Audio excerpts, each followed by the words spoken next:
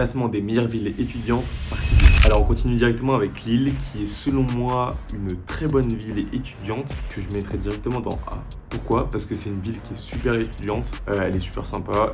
Le seul petit bémol qui fait que je la mets pas en S, c'est peut-être le coût de la vie, qui est un peu trop élevé. Maintenant, Amiens, alors honnêtement, pour moi, c'est une ville qui est mid. Pour moi, Amiens, ça reste une bonne ville. Le seul problème, c'est que c'est pas une ville à taille humaine ou une grande ville où il y a plein d'activités.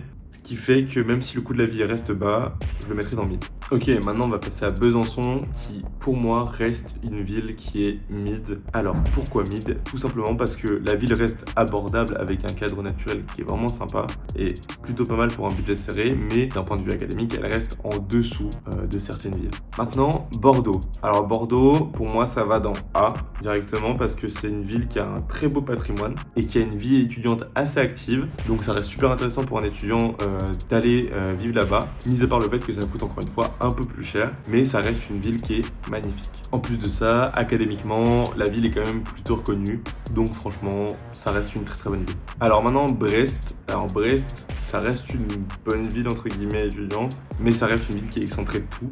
Le coût de la vie reste abordable, mais pour moi, ça reste une ville qui va dans pas ouf, même si ça reste une ville étudiante correcte.